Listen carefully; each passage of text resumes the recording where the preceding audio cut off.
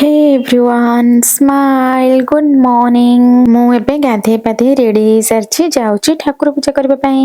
ବାହାରକୁ ଆସି ଦେଖେ ତ ଗୋଟେ ବସ୍ ଯାଉଥିଲା ଆଉ ତାରରେ ବହୁତ ସାରା ପାରା ବସିଥିଲେ ତା ସାଉଣ୍ଡରେ ସବୁ ଉଡିଗଲେ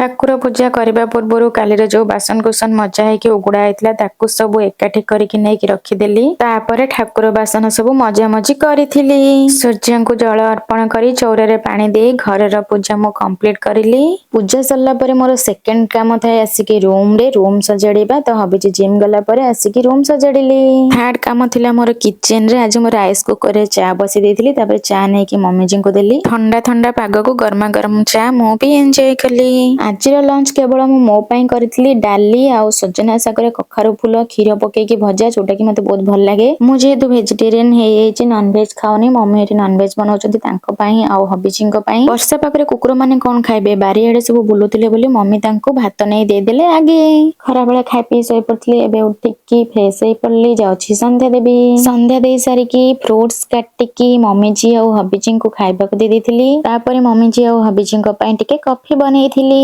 ହବିଜି ମାର୍କେଟ ରୁ ଗରମ ମସଲା ବିସ୍କେଟ ସେମିତି କଣ କିଛି ନେଇ ଆସିଥିଲେ ଆଜିର ଡିନର ରେ ଜହ୍ନି ଆଳୁ ଫାଳ ବୁଟ କଷା କରିବା ପାଇଁ ମମିଜି କହିଲେ ଏଇ ଆଇଟମ ଟା ବି ମୋ ଦ୍ୱାରା ବହୁତ ଭଲ ହୁଏ ଫାଷ୍ଟ ଆଳୁକୁ ଭାଜି ଦବ ତାପରେ ଜହ୍ନିକି ଟିକେ ଭାଜି ଦବ ଫାଳ ବୁଟକୁ ହାଲକା ସିଝେଇକି ରଖି ଦେଇଥିବ ମସଲା କଷି ଦେଇକି ସବୁ ପକେଇବ ଟିକେ କଷି ଦେଇକି ପାଣି ଦେଇକି ଫୁଟେଇ ଦବ ତାପରେ ରେଡି ହେଇଯିବ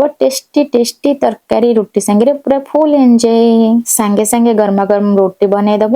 ତରକାରୀ ସାଙ୍ଗରେ ଖାଇବ ପୁରା ସବୁତକ ରୁଟି ଆରାମ ସେ ପଳେଇବ डिनर कर सारा पर किचन क्लीन कर देती तापर बाहर को आसिक देखली टिके टिके वर्षा पकाउला आ समस्ते शोई पड़ते मु भी आसिली शोइबा बाय बाय गुड नाइट।